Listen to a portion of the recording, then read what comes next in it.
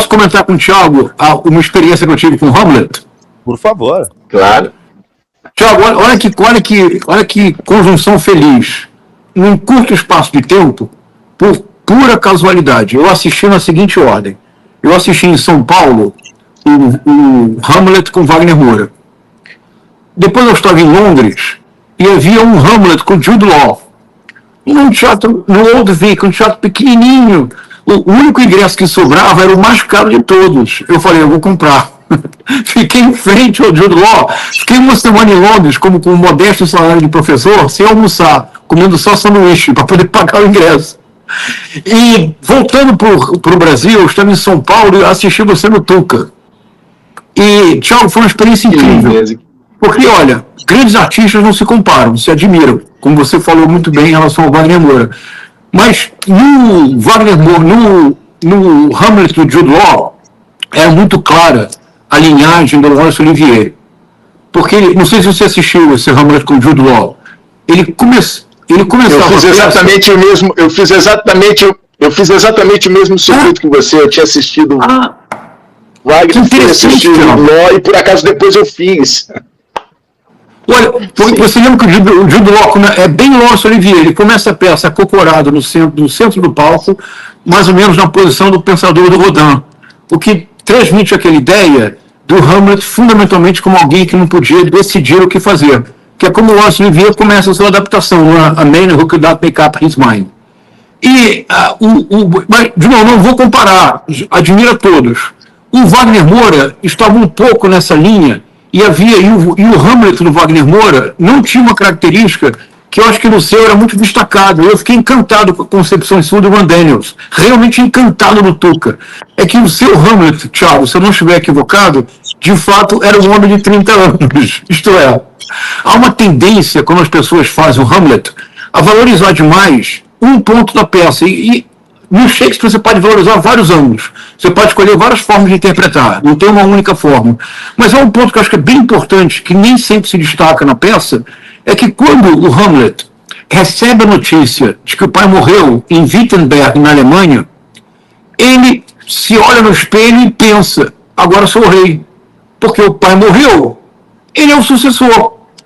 Ele só descobre que a mãe casou com o tio quando chega na Dinamarca. Então, no caminho inteiro da Alemanha para a Dinamarca, ele viaja como rei. Quando ele chega na Dinamarca, ele se redescobre príncipe. E a primeira fala do rei Cláudio, que aparentemente é para consolá-lo, quando ele diz, quero avisar a todos que ele será o meu herdeiro, é uma fala, é um punhal, porque faz com que ele saia da condição de rei que ele se supunha e ele volte à condição de herdeiro. Isso implica, eu creio, um outro Hamlet. Quer dizer que nenhuma circunstância diminui o do Wagner Moura, do Jude Law, maravilhoso. Mas eu acho que o Hamlet que você construiu com o Ron Daniels é de fato um homem de 30 anos que quase foi rei. Sim, tem esse aspecto. Tem sim, é muito interessante a sua observação, né? E de fato, quando a gente analisa uma experiência teatral como é o Hamlet ao longo de séculos, né? As comparações elas não existem, o que existe é a análise da experiência em si. Então, existem muitas escolhas a serem feitas, né? Na verdade, eu desconfio que essa é a grande essência do nosso trabalho, fazer escolhas na contação de história. Não existe uma maneira de fazer aquilo, especialmente o Hamlet, né? Não à toa é um espetáculo encenado há muitos séculos.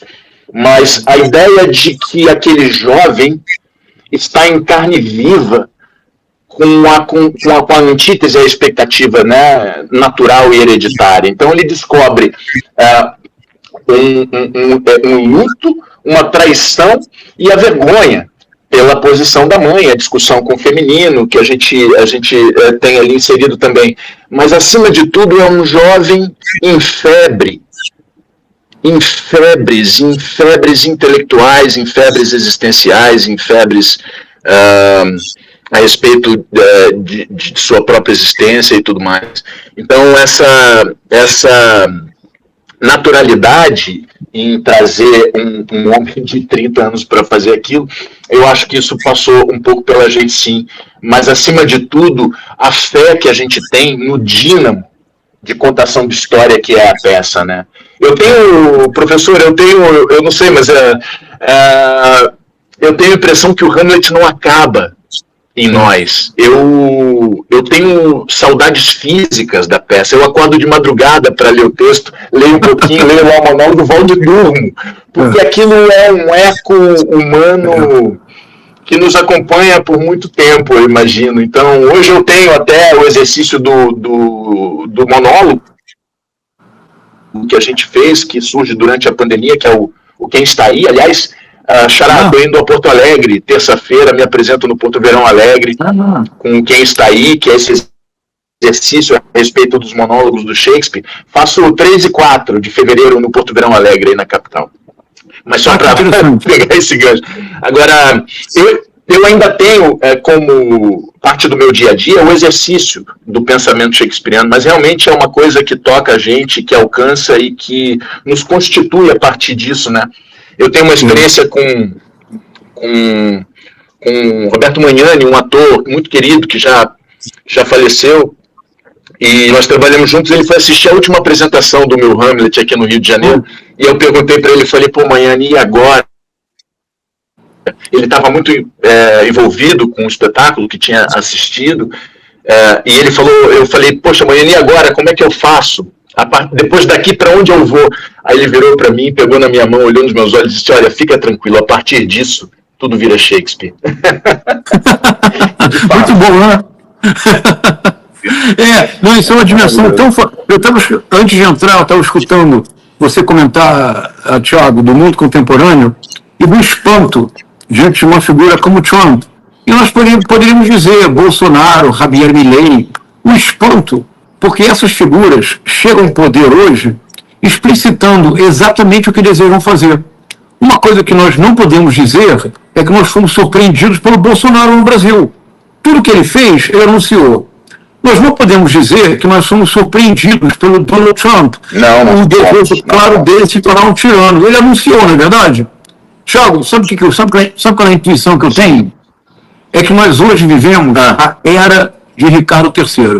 Isto é, nós vivemos hoje... Aliás, você já fez Ricardo III, Thiago? Ricardo III. Eu ia dizer, eu vou deixar você... Oi? Você deveria pensar em fazer o Ricardo III. É o retrato acabado do mundo contemporâneo. Ricardo III é uma grande associação a esse movimento histérico. É uma grande associação a essa movimentação histérica desse sujeito em desespero, isso, né?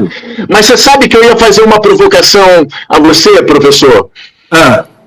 Eu ia te propor uma reflexão a respeito do Camus sobre o Trump. Para mim é bastante Calígula, o senhor não acha?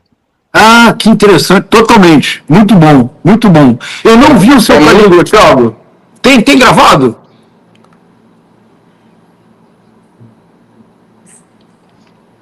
Oi? Eu estou dizendo que não, é uma excelente associação, sem dúvida alguma, sem dúvida alguma.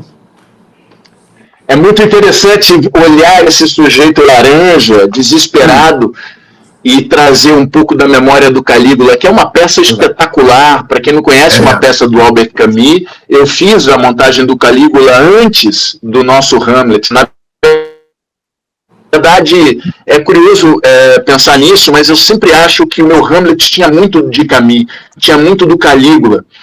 Ali, uma influência direta ali. E eu vejo o Trump e me vem à cabeça o Camus. Que interessante. Me vem à cabeça o Calígula. Eu vou reler.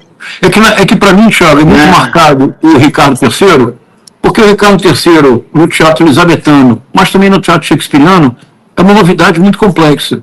Porque o vilão usual é o que eu chamo da forma Iago, que é o vilão dissimulado. Ninguém só descobre que ele é o vilão de fato no final da peça. Até o final, todos sabem que ele é honesto, leal. O vilão ainda hoje, o vilão tradicional é Iago, não é verdade? Algo que eu acho fascinante no Ricardo III, Thiago, é que ele entra no palco, na primeira cena do primeiro ato, e eu tive a sorte de assistir em Londres um Ricardo III com o Mark Rylance, que é um ator shakespeariano espetacular, o Mark Rylance. E o Ricardo III entra no palco e diz claramente assim, ele diz, Estou decidido a mostrar-me um vilão e a odiar os prazeres vãos destes dias. E depois ele declina tudo que ele fará para chegar ao poder. E não é pouco, não é, Thiago? Ele tem que matar 2 irmãos e 2 sobrinhos. E ele chega ao poder. Me parece que figuras como Trump, Bolsonaro, Javier Milei, Nayib Bukele são figurações contemporâneas do Ricardo III. Eles anunciam todas as vilanias que farão e eles chegam ao poder.